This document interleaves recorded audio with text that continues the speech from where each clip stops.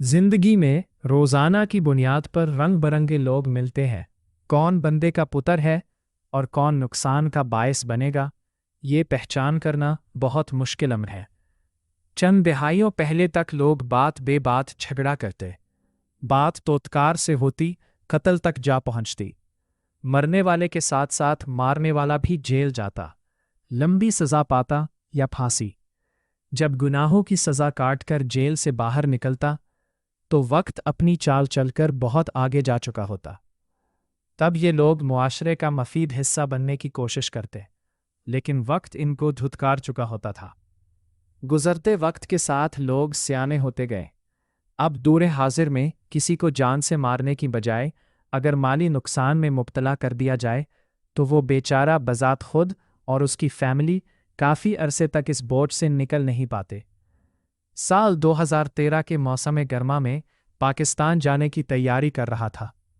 शेख एहसान फराम सराय आलमगीर की तरफ मेरे 1500 रियाल बाकी थे। 4 महीने रोज़ाना टाल मिटोल करे बमुश्किल 500 रियाल निकलवाए, बाकी मानदा मबलग के लिए रोज़ाना चक्कर लगवाए। एक दिन उससे बात करते मेरे एक बहुत करीबी अजीज़ दोस्त मलिक कासिम मिरान ने देख लिया। हमें बातें करते देखकर वो गुजर गया। मैं फ्री होकर उसके भाई की दुकान पर गया।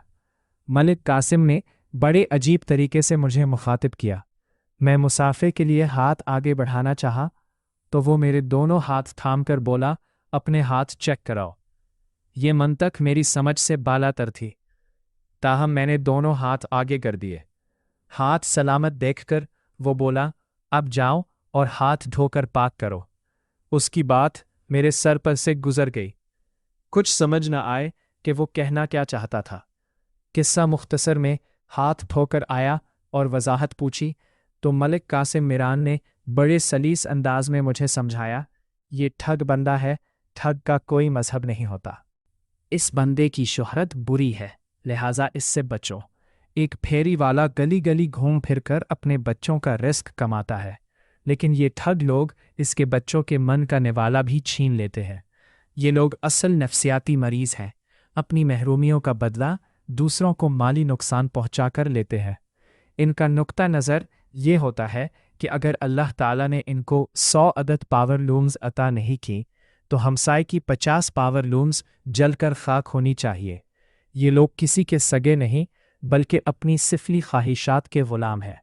अगर दूसरों को ठगी लगाने में कामयाब ना हो सके तो किसी न किसी तरह इनका माली नुकसान ज़रूर करते रहते हैं। ये बज़ाहिर बहुत मीठे खैर ख्वाह लेकिन दर पर्दा जड़ें काटने वाले काम करते हैं। ये पहले जहाँ काम करता था वहाँ भी इसकी शोहरत बुरी थी।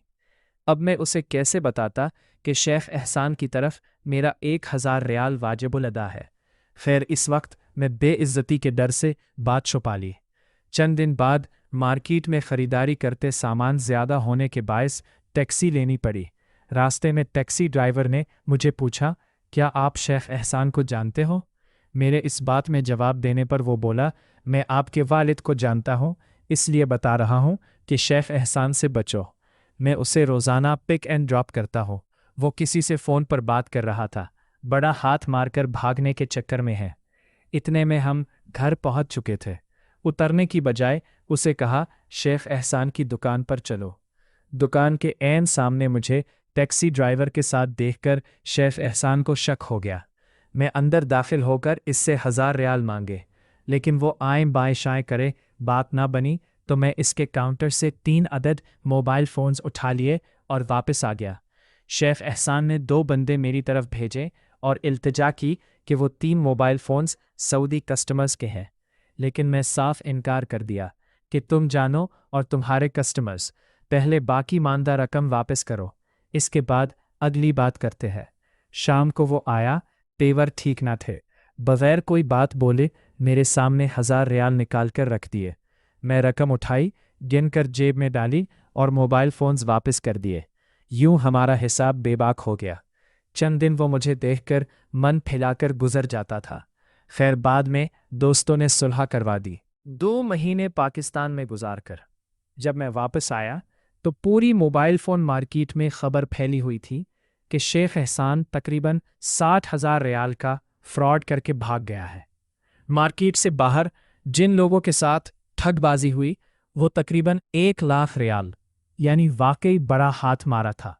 लेकिन तहसील सराय आलमगीर, ज़िला गुजरात और बिलखुसूस पाकिस्तान का नाम बहुत बदनाम हुआ था। मार्केट में हर किस व नाकस की ज़बान पर एक ही फिक्रा था, वल्लाह कल पाकिस्तानी हरामी।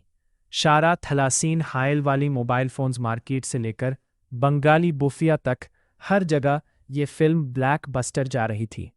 3 दोस्तों के हमरा चाय पीने गए, लेकिन मौज़ूए महफिल देखकर मारे शर्म के उठ आए।